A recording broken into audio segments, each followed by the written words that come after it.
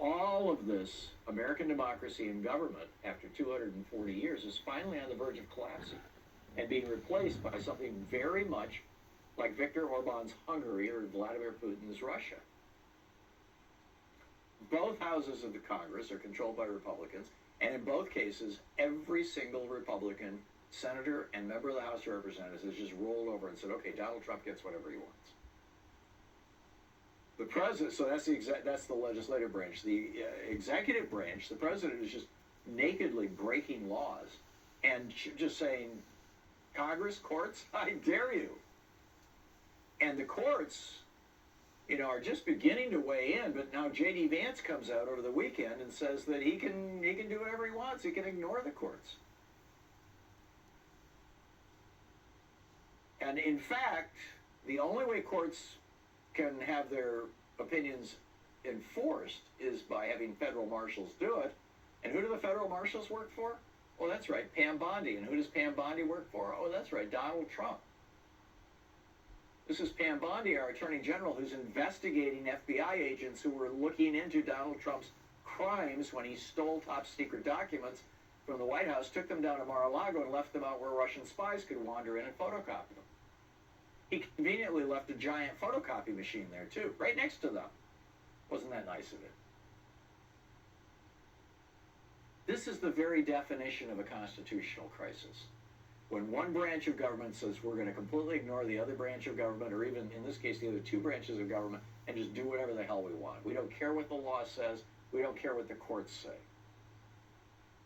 And we're going to find out. I mean, we're already hearing stories that even though a federal judge told Donald Trump and Elon Musk that they cannot suspend federal payments, that farmers in the Midwest and people all over the world are not getting federal payments. That money is being withheld in order to finance tax cuts for billionaires. And here we have, and by the way, this was all facilitated by the Supreme Court, by 5 corrupt Republicans on the Supreme Court in Citizens United in 2010, saying that bribery is just fine. If a billionaire wants to own a politician, no problem. And so here comes billionaire Elon Musk saying, I'm going to own Donald Trump. It only costs $270 million. Not even $1 billion. Not even $500 million. That's the scary part. So, and then we look at, Elon Musk. Well, what's in this for him? Well, let's just go through the list. The FAA administrator had launched an investigation into SpaceX. Now he's been fired.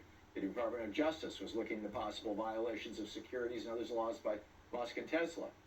That investigation is probably going to die. The USAID Inspector General was investigating Musk's Starlink. He's gone. The Department of Defense's Inspector General opened a review into alleged failures by Musk and SpaceX to properly disclose contact with foreign leaders, like Putin. He's been fired. The USDA Inspectors General was investigating alleged animal abuse at Neuralink, Musk's brain company. He's been fired. The National Transportation Safety Board, overseen by the DOT, had several open probes into Tesla.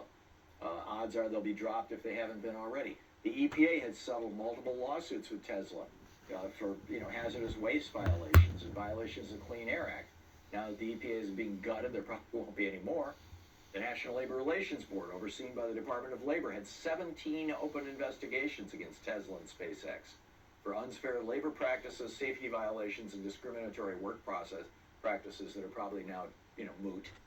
The FCC was carrying out investigations and had issued court orders relative to Musk's business. The Federal Trade Commission was overseeing some of Musk's companies and had a consent decree in place. And the Air Force and the Pentagon's Office of the Undersecretary of Defense for Intelligence and Security had launched reviews into Musk and SpaceX's compliance with federal reporting requirements. I think you can safely say all of these burrs under Elon Musk's saddle have been removed. And if not so far, they probably will be soon. That $277 million investment that Musk made is going to pay billions in returns, it appears. Welcome to James Madison's very definition of tyranny.